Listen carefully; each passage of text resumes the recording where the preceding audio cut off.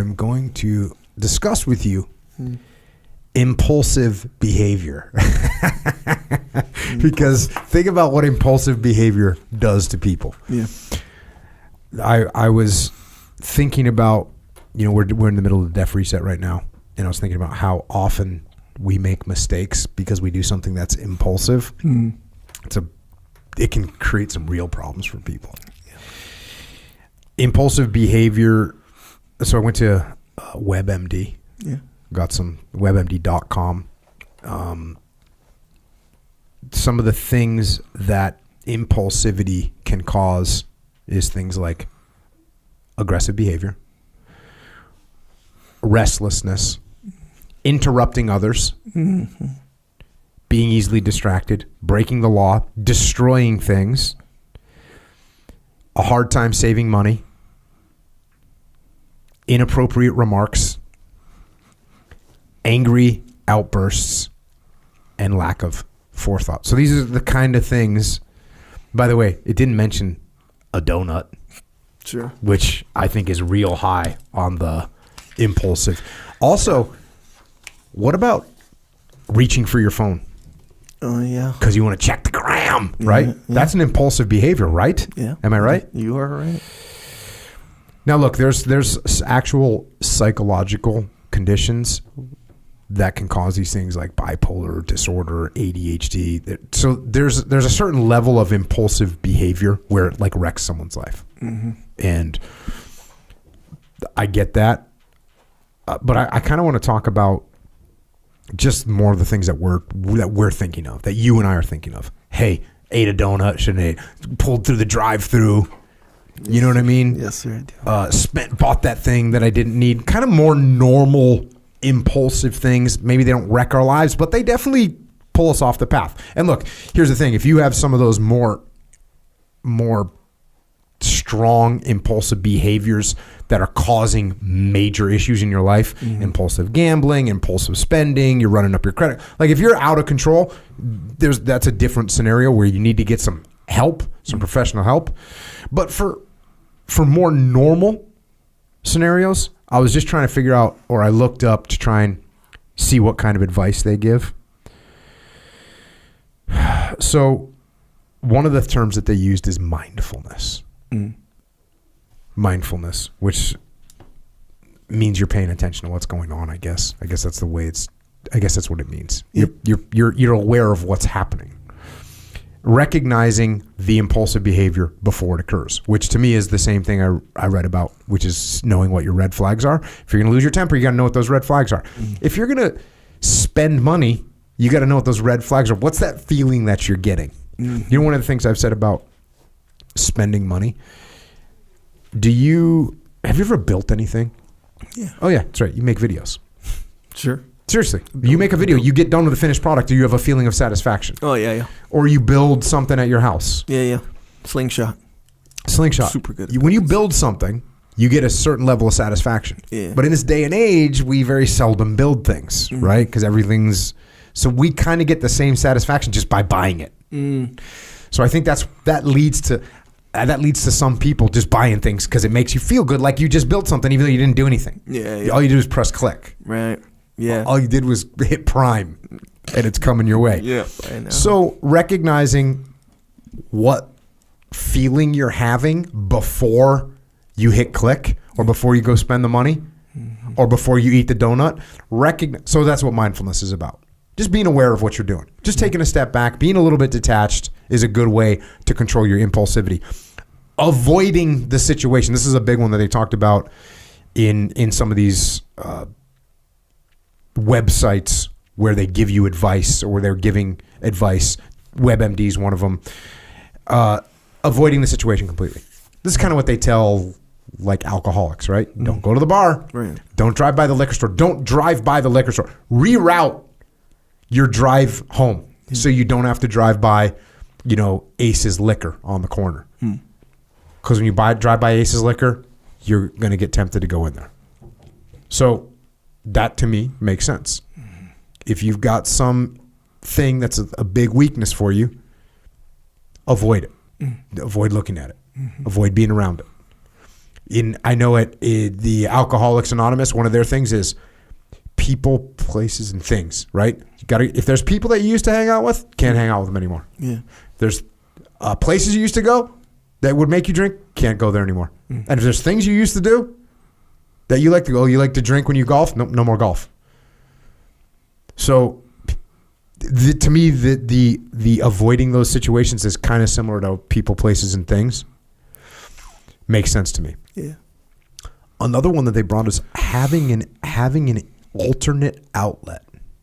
And this is a good one for more like the normal problems that we have. So let's say, for instance, you're a person that interrupts people during a meeting. Yeah. That's a habit that some people have. And it's hard for them to control. It's almost like they got Tourette syndrome. Yeah. People just can't just be quiet and listen. Yeah. One of the recommendations they have is an alternate outlet, which is to write things down. So you're sitting in a meeting, when you got to say something, no, don't say it. Freaking write it down. Process it. Maybe you say it later when it's your turn, when the other person's done. Another example that they gave was if you're arguing with your spouse, like you start to feel that tension, go for a run. Go for a workout. Go hit the heavy bag. Do something. Have an alternate outlet for those impulses that you're feeling. To me, that made sense. Taking a breath, right? Breathing. Whatever sort of breathing technique. In through the mouth, out through the nose. You want to do the 4 inhales, 1 4 count exhale. Whatever it is you're going to do. Those type of things are a good way to control your impulses. That's kind of like when you tell your kid to count to 10. Yeah. When they're mad. Yeah. Count to 10. Right? Do you tell your kids that? No, they don't have tempers. If you did, if you have someone that has a temper, you tell them like count to 10. Yeah, and then you try with your kid. Your kid's like 1, 2, 3, 4, 5, 6, 7, 8, 9, 10. Kind of defeats the purpose. Yeah.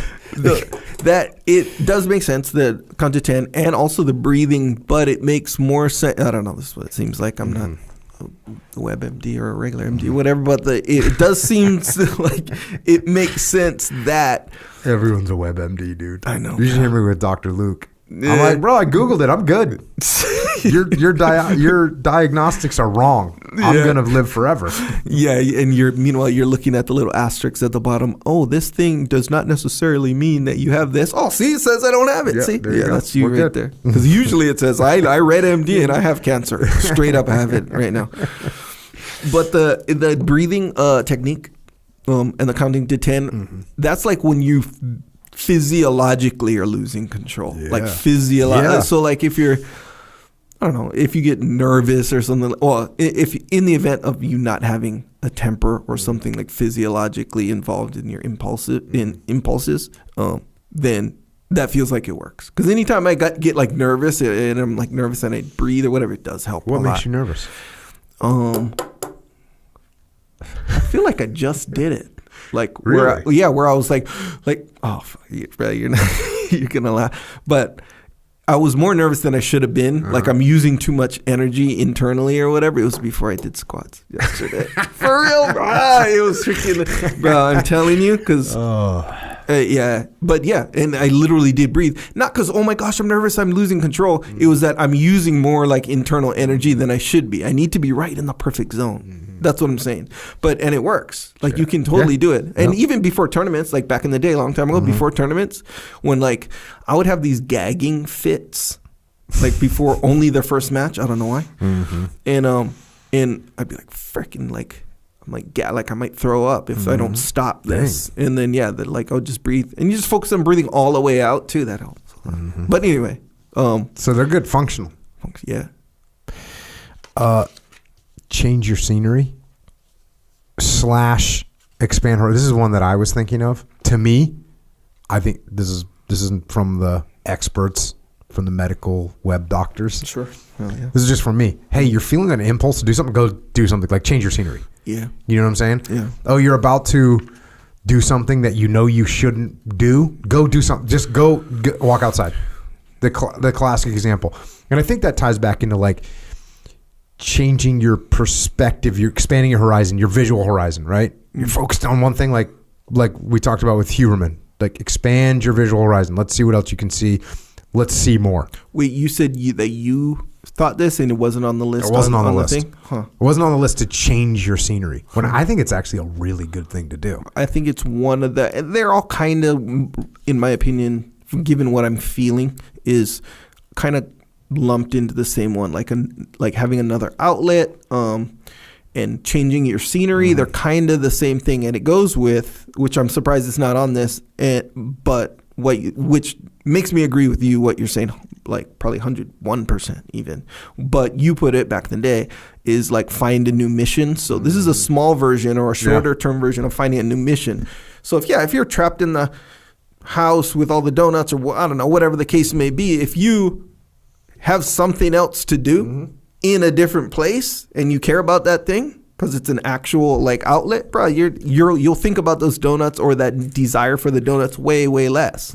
And in fact, if you care about the other thing that you're doing, you won't think about the donuts at all because you don't have time for that kind of stuff. You know, it's like if you're, I don't know if you're into skiing or snowboarding. If you're skiing down the mountain, you're not thinking, man, I wish I had some vodka right now. If you're alcohol, you're skiing. If you're doing jiu-jitsu right now, like if you're trying to choke me and I'm like some gambling addict or whatever, and I'm really trying to beat the gambling habit and you're trying to choke, I'm defending the choke. Now I'm defending the armor. I'm doing this. I'm literally not thinking about gambling. So that's like a small version of finding a new mission. Yeah, it's just completely changing your environment.